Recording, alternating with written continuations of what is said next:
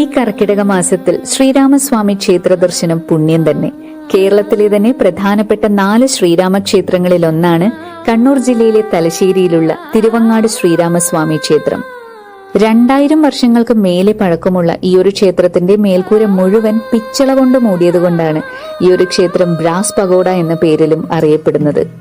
ത്രിതായുഗത്തിൽ ഖരൻ, തൃശിരസ്, ഭൂഷണൻ എന്നിവരെ തോൽപ്പിച്ച ശേഷമുള്ള ശ്രീരാമന്റെ രൗദ്രഭാവത്തിലുള്ള രൂപമാണത്രേ ഇവിടുത്തെ പ്രതിഷ്ഠ.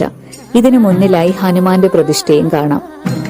ഇരട്ട മതിലകമുള്ള ഇവിടത്തെ ചുവരുകളിലെ മനോഹരമായ ചുവർചിത്രങ്ങൾക്ക് പുറമെ ഇവിടത്തെ പ്രധാന ആകർഷണം മധ്യ ശ്രീകോവിലിന്റെ മേൽക്കൂരയിൽ കാണുന്ന രാമായണം, മഹാഭാരതം, ഭാഗവതം എന്നിവയുടെ മരക്കുത്തുപണികളാണ്.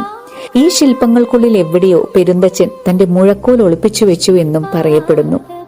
ഗണപതി, ദക്ഷിണാമൂർത്തി, മഹാവിഷ്ണു, ശാസ്താവ്, സുബ്രഹ്മണ്യൻ, ഭദ്രകാളി, നാഗദൈവങ്ങൾ എന്നിവയെ കൂടാതെ പരസ്പര അഭിമുഖമായി നിൽക്കുന്ന 2 ശിവക്ഷേത്രങ്ങളും ഇവിടെ കാണാം.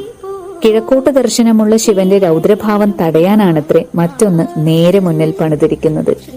ക്ഷേത്രത്തിൽ നിന്നും തൊഴുതിറങ്ങുന്നത് നേരെ 6 ഏക്കറോളം വിസ്താരമുള്ള ഈ ഒരു ക്ഷേത്രക്കുളത്തിലേക്കാണ്.